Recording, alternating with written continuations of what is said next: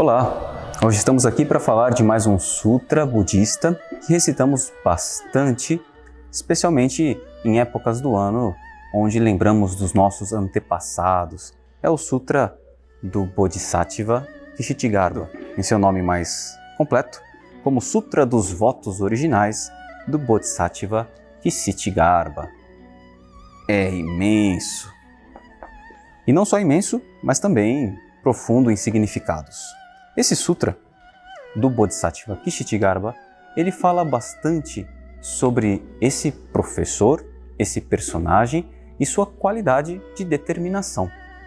Kshitigarbha, a palavra em sânscrito, significa aquele que abriga a terra ou aquele que dá sustento à terra. É como algo extremamente amplo que é capaz de acolher a imensidão de seres, a imensidão da Terra. Alguém tão determinado, tão firme em seus votos, que é capaz de servir de suporte para todos. Esse é o significado do seu nome e também reflete o compromisso da sua prática. No Sutra, vemos a história de Kshitigarbha relatada pelo Buda, que narra episódios de vidas e vidas passadas onde ele é tratado como um filho exemplar.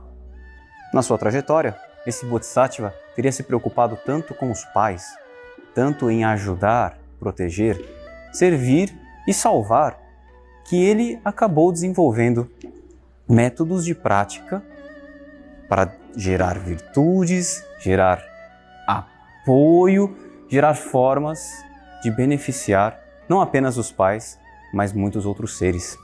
Então, também na cultura chinesa, ele é retratado como um exemplo fenomenal de amor filial, de conduta dos filhos para com os pais. Por essa razão, alguns mestres dizem também que esse sutra é como uma porta de entrada para a compaixão, os ensinamentos compassivos, especialmente no budismo Mahayana, onde nós começamos a nos importar com os outros, talvez em escala menor, como algum membro familiar, e a partir desse processo ampliamos a nossa preocupação, o nosso cuidado para todos os seres. É a história de Kshitigarbha, aquele que foi capaz de se preocupar com seres que sofrem em diferentes locais, em diferentes planos, em diferentes momentos, a tal ponto que ele recebe esse título, alguém capaz de acolher, de dar suporte, de pensar, considerar e ajudar a própria Terra, tudo quanto há na Terra.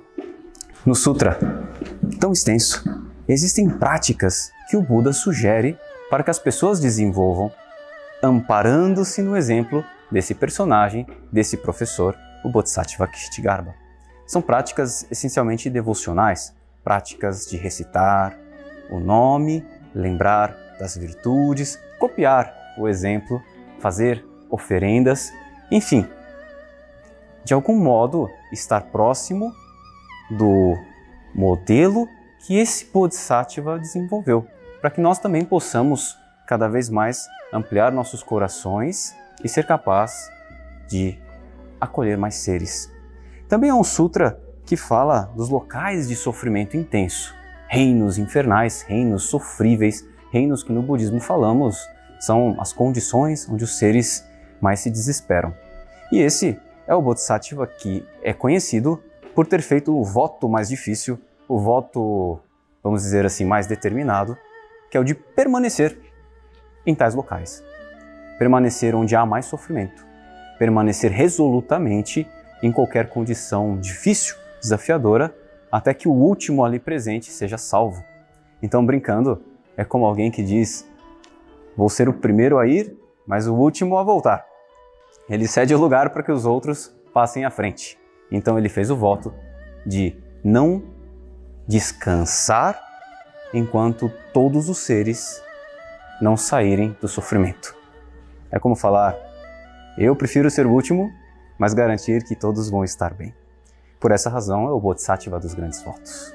E assim, inspirados nessas práticas, recitamos para lembrar dos nossos antepassados, dos pais, desejar que estejam bem e, claro, copiar um pouco mais essa determinação que nos permite, como já falamos, desejar bem e buscar o bem, não só da nossa família, mas de todos os seres. É um sutra muito interessante recitamos aqui, especialmente na época dos antepassados, todos os anos.